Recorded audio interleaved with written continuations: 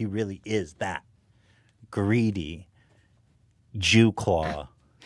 You know what I mean? So it's like what they say about greedy Jews. That's actually Jake. So he's a greedy Jew. Yes. Okay. Yeah. But greedy Jews aren't actually greedy Jews. Jake Paul's the real greedy Jew. He's a greedy goy.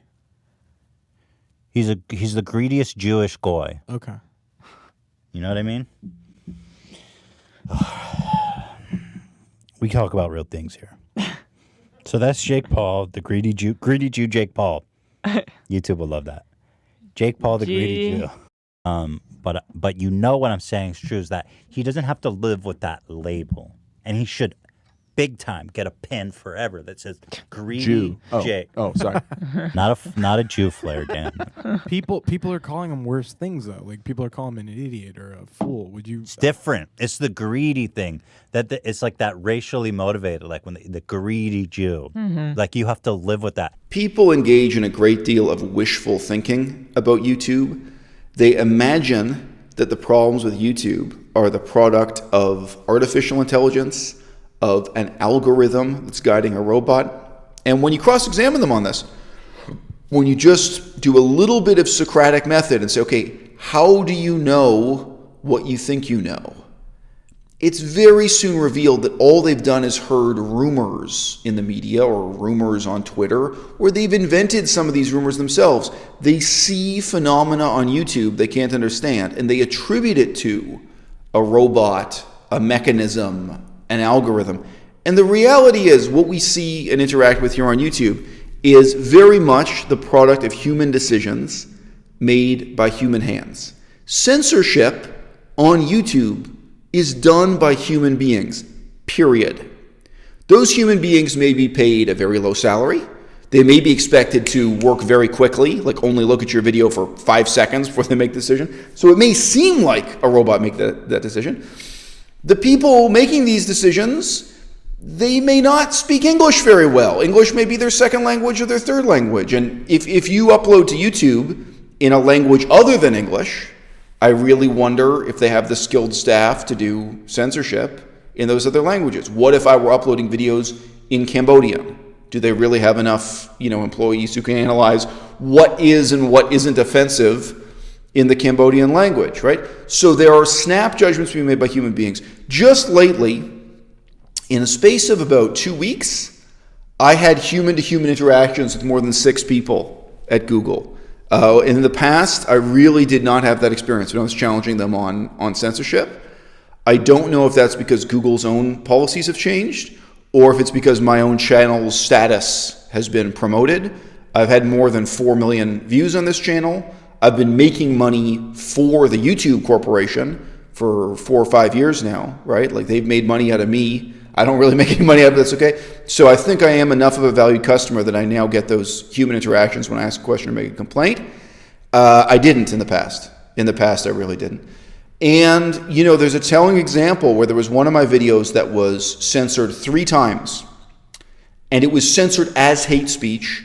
And my whole channel got flagged. My whole channel got a black mark for having a video that supported hate speech. And, you can imagine, it's not an algorithm, it's not a robot, but probably the human being who made that decision the first time for the first wave of censorship. And then again, there was a second round and a third round, and it kept getting more censored. And at the top round, the video was completely removed from YouTube.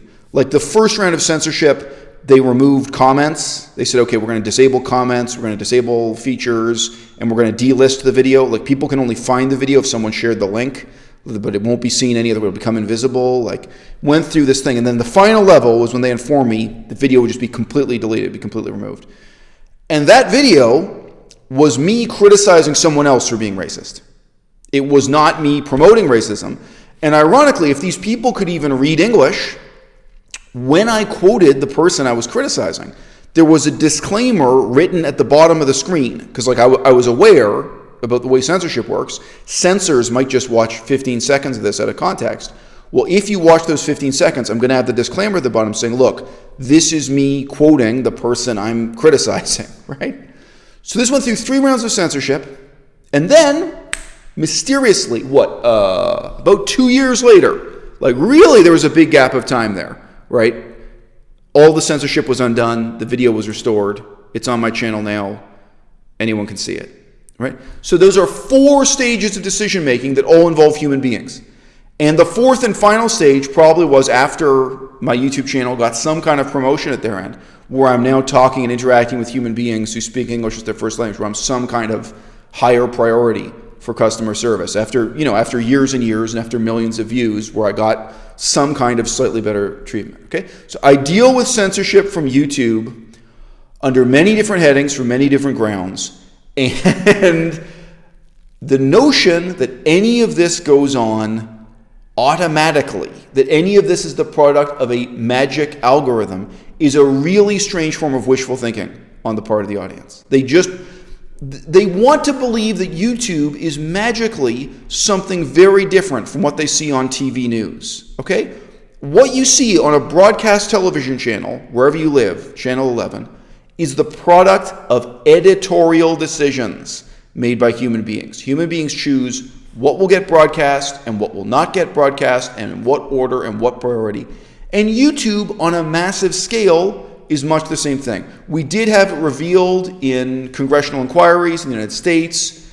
YouTube is in a very difficult legal position. Legally, they are forced to lie to the audience, and they're forced to lie to Congress and pretend that they're not making editorial decisions when they are. They're walking a very, very fine line. Because if they admit that they're making editorial decisions, then they're responsible for the content. For example, they're responsible for defamatory content in the same way that the publisher of a newspaper, the publisher of a magazine, is partly liable, is partly financially responsible if that newspaper publishes something false, defamatory, or damaging. They come under a section of a law called Section 230. That means they can't be sued for the material that their users put up. YouTube was able to disclaim this by saying, oh, no, they just create the platform. They just create the software and the hardware, because there's a lot of hardware involved in providing streaming video services globally on a massive scale.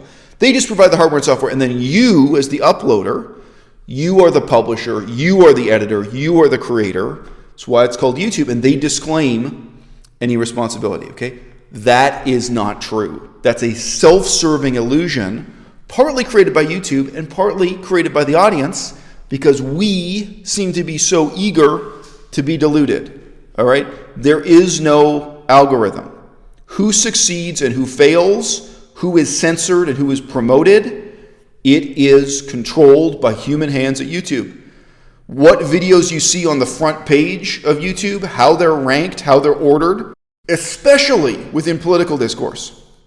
What gets categorized as left-wing, what gets categorized as right-wing, what gets categorized as the dangerous lunatic fringe, what gets categorized as like flat earther and conspiracy theory, and what gets promoted the way the Young Turks were. We don't produce news ourselves. And of course, like someone out of their garage can upload a video and say their point of view about what happened with the news. But we're not going to recommend that when there's a breaking news event. We're going to recommend companies that we know have a long tradition of delivering reliable news. These are editorial decisions made by human hands. And yes, there are things that slip through the fingers. These human hands are not perfect, not by any means. And the amount of attention they will pay to a channel like H3H3 is more than they pay to my channel. And the amount of attention they pay to my channel today is more than they paid to my channel in the past. And that's why the same video was censored 3 times with increasing severity.